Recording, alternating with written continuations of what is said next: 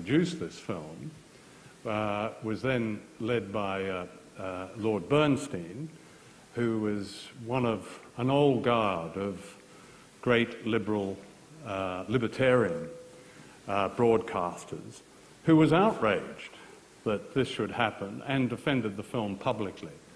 And that was the end of it. And it taught me a lesson.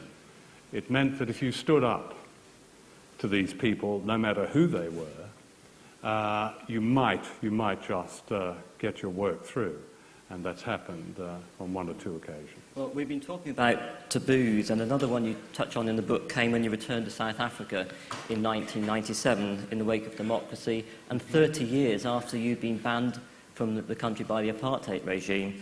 The truth you dared to say that black South Africans were as poor under Nelson Mandela as they were before caused what you describe in the book as spirited debate. I think actually it caused ructions, didn't it?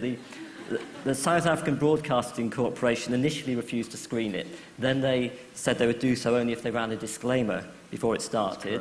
And then there was the veteran South African journalist Alistair Sparks, who wrote he was offended by criticism of the ANC. But within a couple of years, there was serious debate about what had gone wrong. And now it's as I have to say, it's the theme of the quiet mutiny, the theme of apartheid did not die, is accepted. It's received wisdom in South Africa. There are big troubles in South Africa.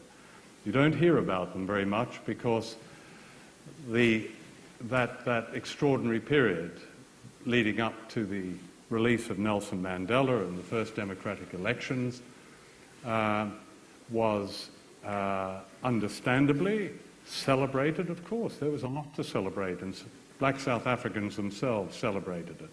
But then it was dropped. Now it seems extraordinary, but there are many black South Africans who actually look back on the last decade of apartheid with some nostalgia. That they then had a water supply, they then had electrical supply, they had just some control over their lives. The ANC government has decided to go a particular route, which is the opposite route of their famous Freedom Charter, and really obey the strictures of the IMF and the World Bank, and no surprise, that's affected the majority adversely. And I must say, when I interviewed Mandela and asked him about this, it was quite interesting because we started. I said, "Well,